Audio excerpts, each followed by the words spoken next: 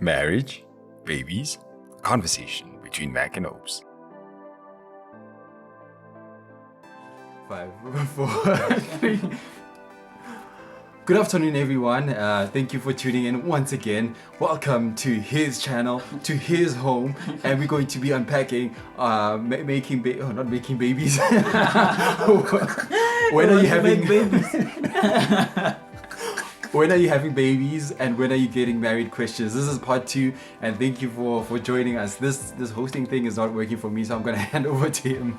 Oh yeah, guys, thank you very much, Mac. That was a good welcoming. We appreciate that. Thank you very much, guys, for tuning in and for subscribing. Yeah. We really appreciate that. I think in less than 24 hours, it was about 50 subscriptions, and we really appreciate that. It's a big deal to us. I personally appreciate that. Thank you very much. Keep those subscriptions coming, and we will keep on uploading the new content. We appreciate that. We hope that you are enjoying it, and we are looking forward to hear from you. So let's do this, Mike. Are we ready? Yeah, let's dive right into it. Oh yeah. I think we have already established in our previous video that Mac it's an expert in being single.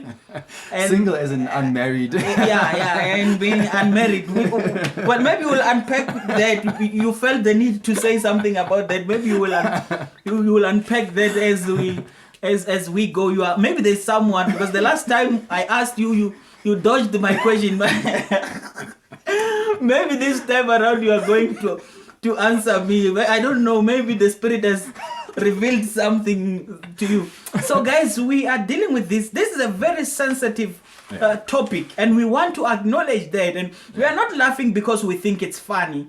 We just present this topic in a way that will be well received, and we are trying as much as we possibly can to be careful, considering the sensitivity of the topic. So I asked Meg last week, how do you feel when someone asks you, when are you getting married? Not necessarily how do you feel, how do you respond?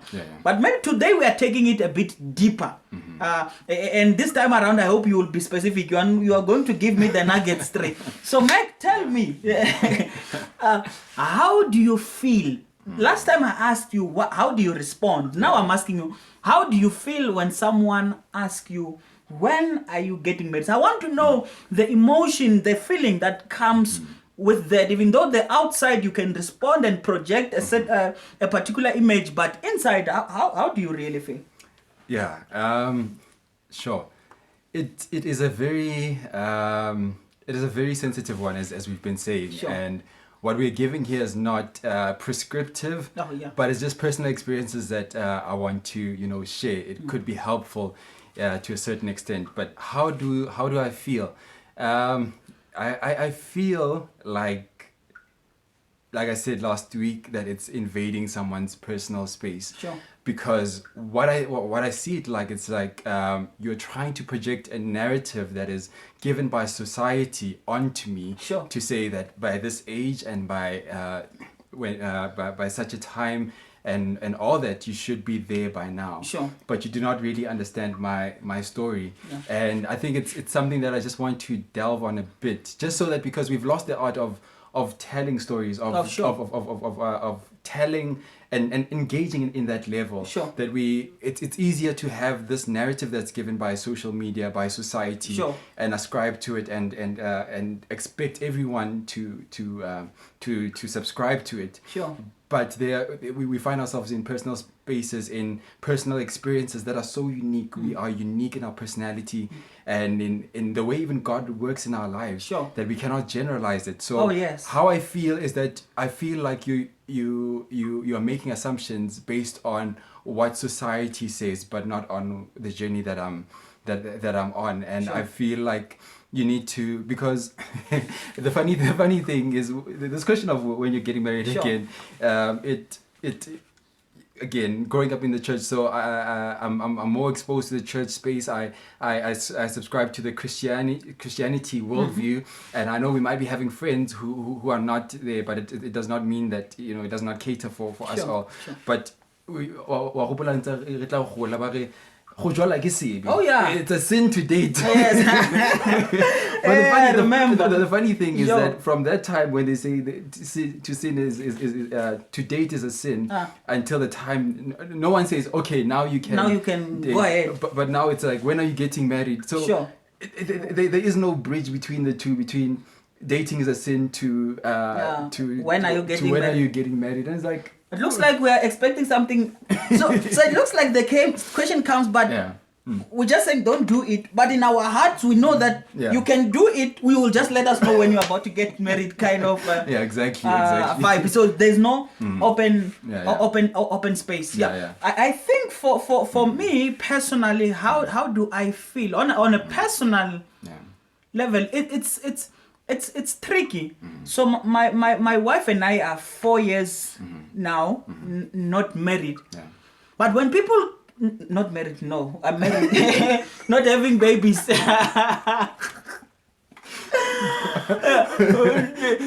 So when people ask me about that specific question, I'm trying not to answer it fully, because you said you have a question for me. Yeah. So the other part, it's that it feels like sometimes the pressure around you. I mean, the expectation is by the time you are married 4 years, you should at least be on number 2, kind of question. So when people keep on asking you those kind of questions, even jokingly, so it registers in the mind. And sometimes you start thinking in my space. So what will this thing happen? So if it's my own doing, or it's my own, I've decided not to have children until this far. When I'm going to try it, will it even work? So you are tempted to cross some personal goals and objectives because we want to succumb, because you also personally you feel like it's like time is going, but sometimes you feel like you want to stand your ground. But for me, what comforts me in that feeling is that my life is dedicated to serving God. So I live life in the context of the sovereignty of God. So I believe that when God has ordained certain things to happen, they will happen against all odds. So that's personally my comfort. No, awesome. My friend, we talked a bit off camera about this. So I just want you to expound on it a bit. You talked about and maybe you'll explain it better. But you talked about it, being event when you try. You made something like a difference between, you enjoy it, but when you try now and it becomes an event. So I've also engaged other people on the same topic. I'm not there yet fully. Let me say I'm not there yet. But you see, when you are in a relationship and you have not yet made the commitments to want to have babies, with the engagement that I have learned is that intercourse becomes so good. But when you want to transition to making babies, it becomes a project. It's emotionally strenuous, because then if it doesn't happen, it will look like you are shooting blanks. You are not scoring, kind of. Which is very sensitive. It is sensitive. You don't even want to go there. It is really sensitive. But that's what we keep on dealing with. Together with other people who are like us, who are. No, I can relate in my space. Just to give perspective that. Being in a 5-year relationship, there is also that pressure that. So you are in a relationship. So gonna make me lose my train of thought here. Sure. That you you get people asking you, it's been this long. What are you waiting for? Sure. Why are you not getting married? And again, I get to this thing of storytelling that instead of asking when. At least ask what do you have any plans? What is happening? Maybe you can try to navigate the journey. Oh yeah. But we can work on installments too, like I said previously. But it's not just this marriage stepping into it, but you think of other things. And I'm sure you'll know this, but I've started like 3 businesses. Okay? Sure. To try and generate some income. For those that don't know, I have a degree in theology. Oh yeah. And getting really a stable income from that is not assured. You can't necessarily make a living, so you need to make other means. So I established like 3 businesses to kind of generate income, but it's not working out. Oh yeah. And that's the reality, unfortunately, that it doesn't work out. And you don't want to get into this space of marriage, not having things, and for someone my age, society, to be still living in their mother's house under their roof. It's something you don't even want to speak about. How is that? How is that? Maybe let's uncover a bit. How is that? It's okay. I'm as much as there is pressure. I mean, you go on Facebook, you see people are living their life. People even younger than you. Oh yeah. Bawling the screw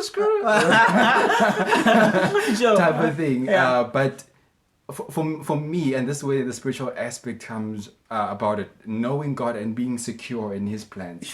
When we quote the word of God in Jeremiah, where He says, "I knew you even before you were formed." We think about only the good times that God knows. Yes. But even times like this, when I'm unemployed or living under my mother's house and trying to hustle and all that, put things together, He still knows me. He still knew me. He still had a plan for me, whether it's working out for me at the moment or not. But it's really just being secure in that. And I think that's the beauty of subscribing to the Christian worldview, knowing that God knows the beginning from the end, and trusting that His plans are good. Oh, sorry, I'm not preaching. Fire! I want to say something. While you were speaking about that, and coming even back to why are we not having children?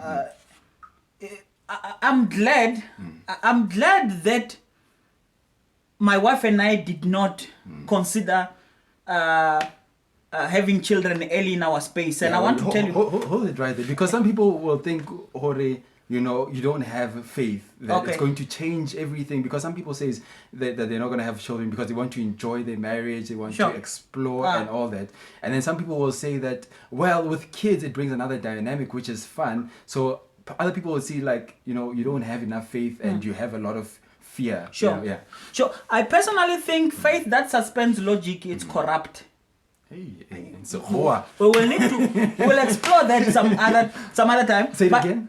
Faith that suspends logic, it's corrupt. Okay. Yeah, we will explore on that the other time if you guys want us to go into that. But also, I think I'm glad that my wife and I had made a decision to say early in our marriage we are not going to have children, because we got to learn each other and to find each other before we become parents, because we have known each other but from a distance. But now you have this person who was a stranger to you, and now they are waking up next to you. They you hear how they snore, you hear how they release carbon dioxide, you hear all of those kind of things.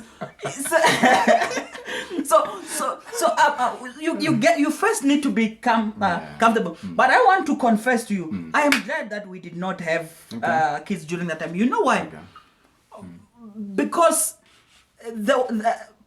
considering where we are at, my wife and I, where we are at now, we are at a much better space than we were a few years ago, maybe 2 years ago to be specific. Life will show you flames. Tell me about it. Things are not as easy as.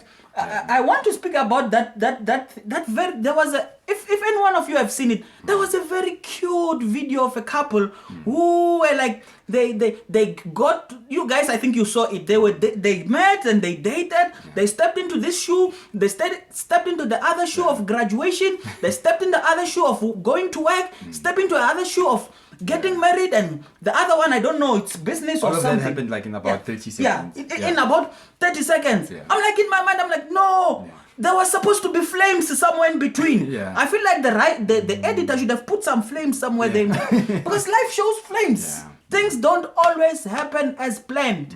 So looking at those events, And looking at where I am at now, I'm grateful that my wife and I did not make that decision earlier, because life will humble you and life will show you flames. Ask anyone who's married. On social media, I know you guys follow me and you see those nice pictures that my wife and I upload, and sometimes you guys comment and say you look cute and this and life shows flames.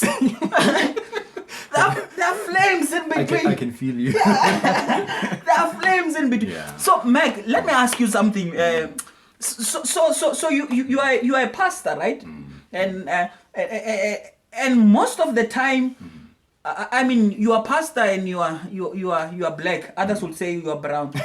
so most of the times when we are introduced to come and speak, you know, there's that opportunity of Suguma Mgambwak born. Where a pastor will come and they'll say, the wife must stand up and you must see the wife, and the pastor will say, Suguma Mgambwak born, which means get up, my wife, let them see you. How does being single affect how you do ministry? It affected in the sense that I feel there's no Mgami to Suguma, so that the congregation can see before I preach. So I'm just there by myself. But how it affects my ministry, I don't know really. I think you'd be in a better space when you're married and then look back. Sure. But because I've not been married, I can only speak from other people's experiences. Sure. Because one thing that they usually concerned about, hey, boy, young lions, bajaba. Yeah. You know that there's temptation Sure. all around, and it's like you have a license to sleep around. Sure. But for me, even if you're married, you're not immune to such challenges. Yes, true. So for me, I'm still enjoying ministry. I think I am getting established in ministry. So sorry. Do you feel restricted in some ways in terms of preaching? Are you confident enough to address certain topics when you are when you are singing? Are you? No, definitely. For me, I feel like there are things that I cannot touch on, or that I feel like I wouldn't be doing justice on. Oh, sure. In preaching, preaching the word of God, yes, but like advising, counseling, sure. Events, because then that's another thing. You get to counsel young people, and sometimes it's a lady and it's you, and then you're like, you know, how do I help this person? Whereas if you had a wife, they will be the one that will be interjecting and initiating that process of counseling. Okay, sure. I think now good for the Lord. Yeah. So. Wait, let's pause a bit. I think it stopped. Yeah, sure. Check. No, we would love to.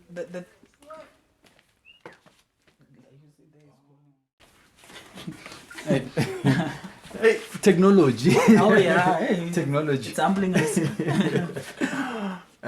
So where were we?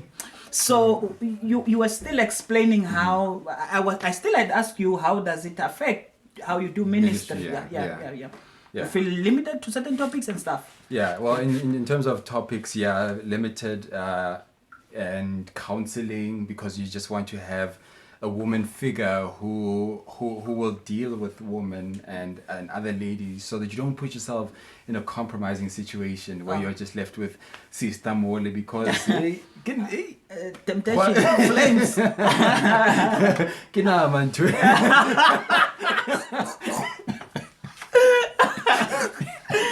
Sure. It's meat. Oh yeah, no, it's meat. Kilitalo. It's flesh. Sure. Yeah, no, that's true. I think that's very wise. I think that's very, very wise to for me personally. I think, with all honesty, there've been quite a number of added advantage doing ministry with my wife, like you have said. Share with us so that we can we can be So I don't counsel females alone. Yeah, it's if it's too much sensitive, I take my wife with, we do the counseling. Or I let my wife handle it. Okay. So it has been more advantageous. Yeah. But when it comes to church, you know, when I preach every time, she gives me a lot of energy, and I feel so fire. But the problem is when she starts doing that, then then you are taking long, so you have to cut. You will be tempted to say, "Get ye behind me." But otherwise, it's been a lot of added advantages to that. With all honesty, there's been a lot of added advantage. I want to know, Mak, looking at all these things, I've asked you about how emotionally or psychologically the question deals with you, and how in terms of what you do, which is ministry. And now I want to ask you regarding your relationship with God. Do you come to a point where you feel like you are doubting God, or He's taking time? And I'm not looking for a superficial answer. I'm looking for an honest answer. Do you feel like sometimes God is delaying, or God favors other people than others? How do you navigate that space, considering your relationship with God in relation to that to this specific question that we're asking, the question of getting married? Look, man, marriage looks so beautiful. Sure. It looks like it has benefits that you can only have in marriage. Sure. I mean, I hang out with my friends. Most of them are married, and you see the good stuff that it carries. Sure. And one of the other questions that you deal with a lot that become heavy is like, is this person the right one? Sure. Sure. For me, marriage is very important, and the question of divorce is not even there. Like, sure. So you become scared to step into it and type of thing. But do I question God at times? Yeah, I really do. Sometimes I wonder, is it because of certain things? Am I not doing enough? Sure. Am I not having enough faith? Sure. Okay. We are getting Sure. Praying for marriage, like something sure. is wrong with you. So Sure. so those questions surface. Those questions. I sometimes go into extra prayer to say, hey, God, what is happening? I mean, like I mentioned earlier, you look at social media, you look at society. Sure. People your age or younger are already there, and they're living their life. So that's how it has, I would say, affected my spirituality. But also, God in those prayers, He's given me the assurance that I know best. Sure. And my timing is right. And honestly, it took some time for me to come to terms with that, to be secure in God's timing. No, man, wait. Wait. I think we're about to close, but I think I need to ask. You sound like you're speaking from a lot of experience, man. 5 years is not a child's play. What is happening? What is happening? Is there, because you have not come close. Open up. Is there a relationship or something? Like I said, I don't want the name of the person. Like the previous. Like, I just want to know what is happening here. I said it's been 5 years since I've been in this thing. So guys, you have heard there is a thing. I'm in the game. There is sure. Yeah. Oh, sure. So there is a thing. Yeah, I'm glad. Maybe next time we'll explore what that thing is. Yeah. But maybe in closing, I need to also say, you see, the questions are endless. Yeah. You have a question of when are you getting married? When you get married, you have a question of when are you having a baby? Then if you want to, you have the first baby. Then they ask, when are you having the second baby? You bring the second one, and then you bring the third one. When you bring the third one, they say, it's too much. Say, this guy at this age, what is happening? So there's never.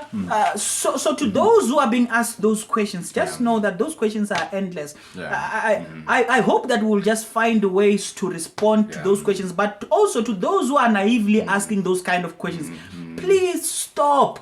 Unless if you have been walking a journey with those specific people. It's not only in the married life, sure. but also in the single life, sure. unmarried life. It's when are you getting a job? When are you moving out of your mother's house? When are you building? Sure. When are you building? Sure. And you're faced with all of this and these questions, like he's saying that they're endless. Sure. And you cannot always be living out the narrative of society, the narrative of social media. Sure. It's really you getting to know yourself. And that's what I was saying. We might not be having we might be having non-Christian friends here, and maybe this language might be different, but it's a blessing to be content in God, knowing that either way, whether you are single or married, it's important to be content. Because one thing that I've said, I'm sorry for cutting your train of thought. I wanted to say one thing about the relationships. Also, it's when you move into a relationship and you have not healed and you have not dealt with certain issues, you are moving with baggages there. It's not gonna heal you. You were speaking about the issue alitlalo. You were speaking about the issue of the flesh. If you are not healed in your flesh before you get married, the chances are that you will still suffer even when you are in that space. So that introduced another topic altogether. But I think, do you want to say something before we wrap up? No, I'm good. Oh, sure. So guys, Mak and I are fully convinced that we have not even begun to scratch the surface on this topic. And we will really love to hear. We want to address other topics. I don't think we will stay on this one long. In fact, we will keep on coming and visiting other topics. But we want to hear from you. Share with us your experiences. What has been happening with your life? Has life been showing you flames? Are you coping? What is happening? Share with us. We will really appreciate that. I think for now we will be putting that question on hold, that topic on hold. Maybe we'll address other issues. But if you do have questions that you like us to respond to in this setup, maybe it will be me, or maybe the next time I will bring Jessica to come and Jessica is my best friend, it's my roomza, it's my roommate, it's my wife. So maybe next time I will bring her, then we will discuss. I don't know. Just let us know, guys, what specific questions would you like to have us respond to, and we would love to hear from you too. Thank you very much for being with us. Thank you. We hope that you did have a good time. Ciao. Sure.